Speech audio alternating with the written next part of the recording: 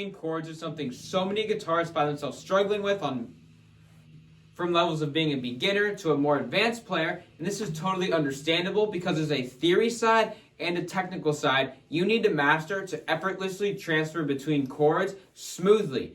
And of course, the way we're going to start this out is going over the technical things that are going to make your transition sound good.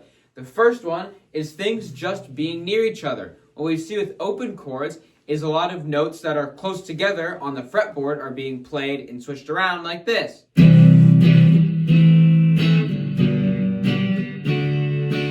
Those transitions are smooth because there's many shared notes, and notes that are changing are very close together, which creates a very tight, compact feel just based on where our hands physically are on the fretboard. And this would even follow into chord progressions like this.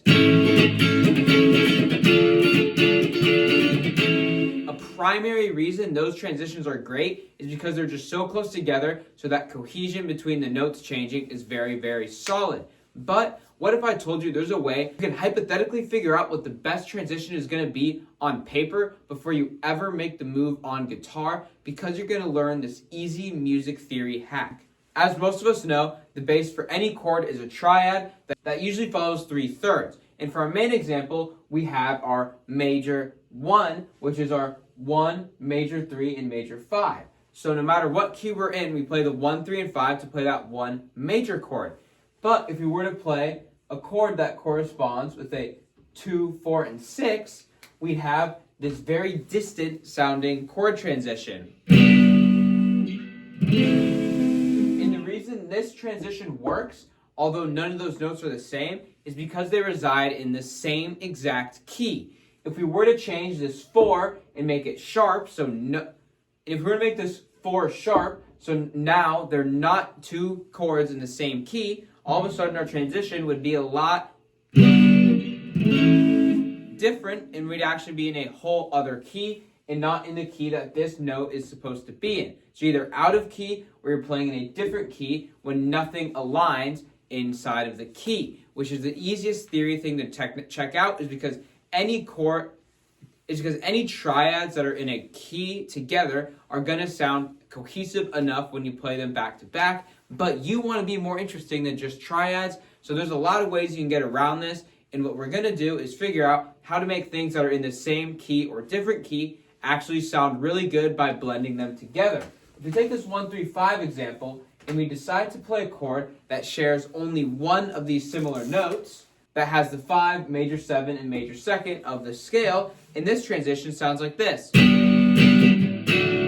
Very, very smooth transition because one of these notes is shared, which makes it pretty cohesive. But there's something really cool we can do where we actually can choose a chord such as the 6 that manages to share 2 notes. So now if only 2 notes are moving, we have a very, very solidified pattern that sounds super, super close together, and making that transition, no matter how distant the notes are on the fretboard, are going to sound great because of these shared chord tones. And if we decide to add an extension, we can actually make it so we're just adding a note while the rest of these notes actually move over, creating something that is insanely cohesive like this. And this type of cohesion is very, very interesting because this addition of a note completely changes the feel of this chord, and there's a lot of ways you can go about using that. But what makes all of those things work is that there's one or more shared notes between the chord you're transitioning to and from, which makes things sound closer together. And it will work no matter how far apart on the fretboard they are within reason. But we can take this example actually a step further.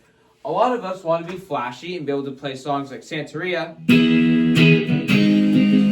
where we land on an out-of-key chord, but make it sound in key due to cohesion.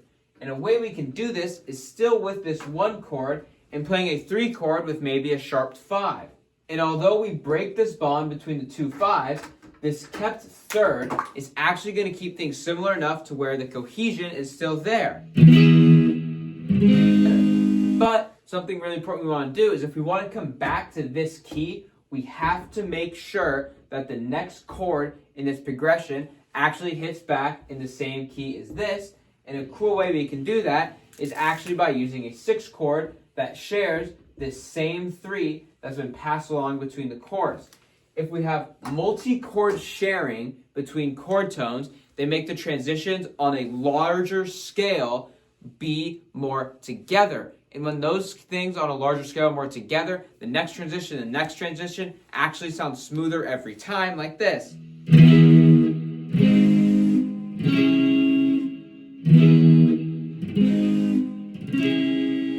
So by using common chord tones, you can really use in-key or out-of-key chords if you're using the right context and the right passing over notes. And a really interesting point is no matter how smooth we try to make this, the second time we play the progression through, it is always going to sound smoother than the first time. And the reason this kind of manifests itself is repetition burns something into your brain. So if a transition sounds iffy the first time, but it sounds really, really good the second and third time, it's best to leave it that way because it's really first breaking expectation that makes it kind of ooh and iffy, but as it gets solidified in the music, it becomes really, really good. So you have to be aware of what's going on that larger scale because something that sounds the first time can sound better the second time, better the third time, and keep compounding on itself like that because you made an interesting decision instead of a basic one that you're able to map out using this. But there's still one more really, really weird thing about chord transitions because it's going to be some of that Jimi Hendrix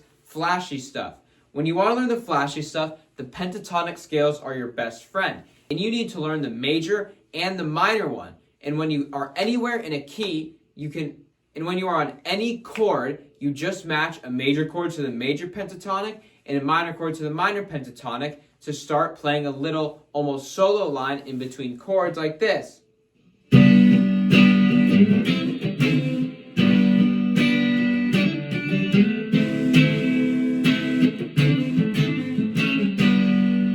Another way you can switch between chords that is less reliant on that theory stuff, that is less reliant on that chord voice stuff, and more reliant on your scale knowledge. And obviously, blending both the worlds can create something really beautiful, and is why songs like Little Wing and Castles Made of Sand are absolutely phenomenal. But with the 3 aspects of being in close proximity, making sense with theory and chord voicings, and you can add little taglines that add a lot of finesse that you see seasoned players do, are all things you can do to make your chord transitions way better than they were before. And a secret bonus tip you get for staying to the end of the video is using